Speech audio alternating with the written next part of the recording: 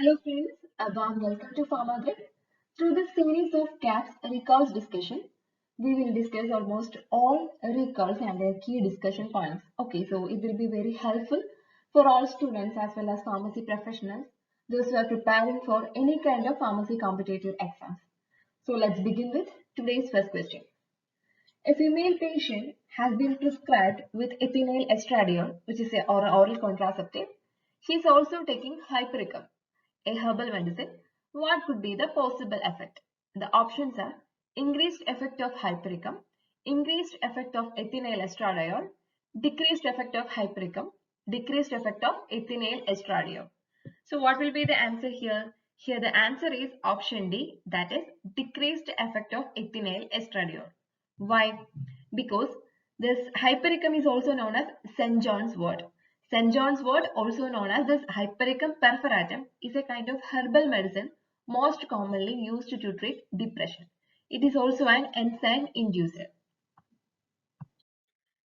Cytochrome P450 are a group of enzymes responsible for the metabolism of most of the drugs seen in clinical practice.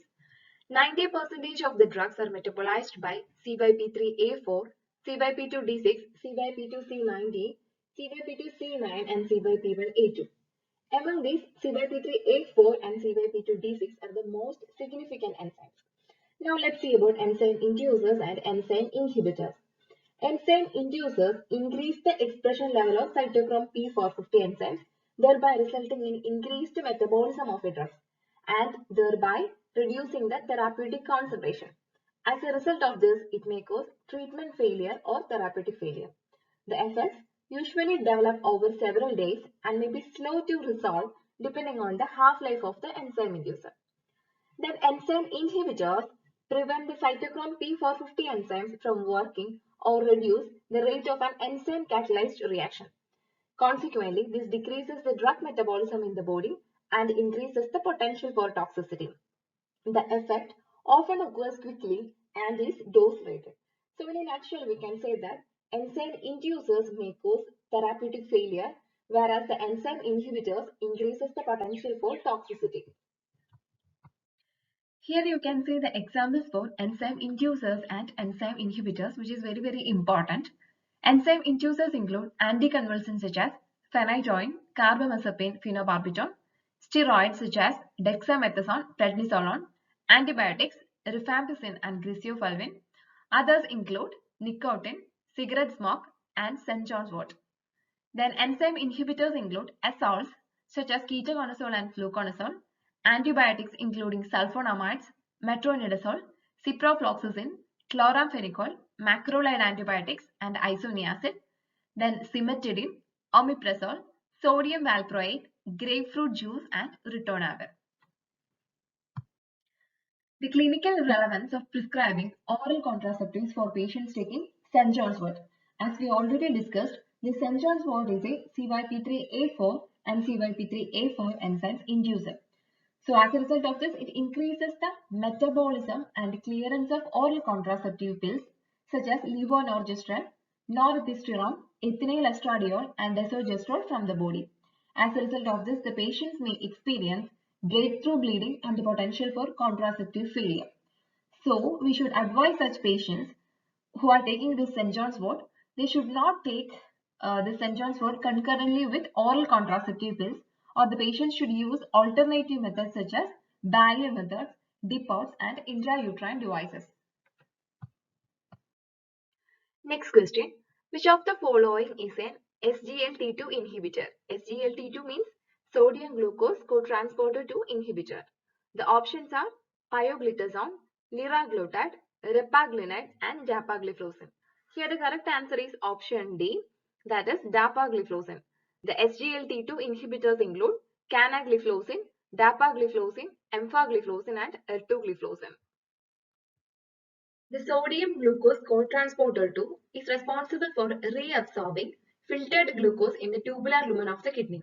So by inhibiting SGLT2, these agents decrease reabsorption of glucose and thereby increase urinary glucose excretion and lower blood glucose.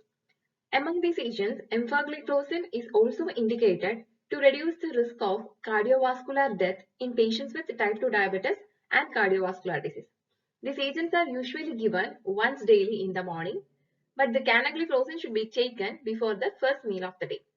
The most common adverse effects associated with SGLT2 inhibitors are female genital mycotic infections, for example, vulvovaginal candidiasis, urinary tract infections, and urinary frequency. Next question. Cross-reactivity between penicillin and cephalosporins is. The options are 4 to 10%, 10 to 15%, 25 to 30%, 35 to 50%. We know that these penicillins and cephalosporins are beta-lactam antibiotics. They have higher risk of causing hypersensitivity reactions because of the sulfur moiety in their chemical structure. So here the correct answer is option A, that is 4 to 10%.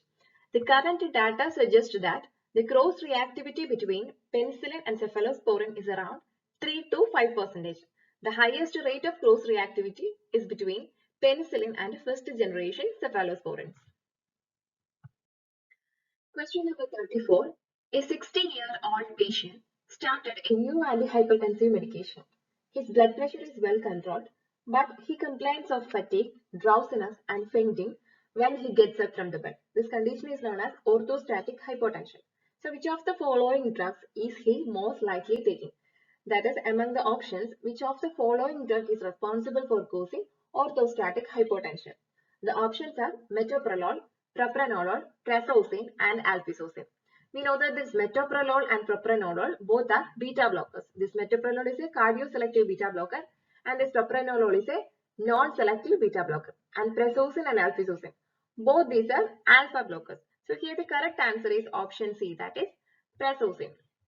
So this alpha blockers, alpha 1 mediated, are more likely to cause orthostatic hypotension. That's why the answer came trazodone. But this alpisocin is more selective for alpha 1A receptors in the prostate and bladder and is less likely to cause hypotension than trazodone.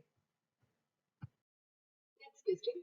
Which of the following is the correct dosage regimen for colchicine? The options are 1 mg initially, then 0.5 mg, 0.1 mg 3 times a day, 500 mg initially, then 1 gram, 250 mg QID. So here the correct answer is option A, that is 1 mg initially, then 0.5 mg. So in cases of acute gout, the correct dosing is 1 mg initially, then 500 micrograms every 6 hours until pain relief or toxicity, that is nausea, vomiting or diarrhea occurs. Maximum total doses 2.5 mg in first 24 hours and 6 mg over a 4-day course. The course should not be repeated within 3 days. Colchicine is a plant alkaloid mainly used for the treatment of acute gouty attacks. It is neither a uricosuric nor an analgesic agent, although it relieves pain in acute attacks of gout. The mechanism of action of colchicine is that it binds to tubulin, a microtubular protein, causing its depolymerization. This disrupts cellular functions such as the mobility of neutrophils, thus decreasing their migration into the inflamed joint. Furthermore, colchicine blocks cell division by binding to mitotic spindles. Therapeutic uses include the anti-inflammatory activity of colchicine is specific for gout, usually alleviating the pain of acute gout within 12 hours. Colchicine must be administered within 36 hours of onset of attack to be effective. It is also used as a prophylactic agent to prevent acute attacks of gout in patients initiating urine chlorine therapy. So with this question, we have completed today's recalls. I hope all the questions and discussion is clear for all of you. If you have any doubts or suggestions, you can write it on the comment section. Thank you for watching this video. Have a good day.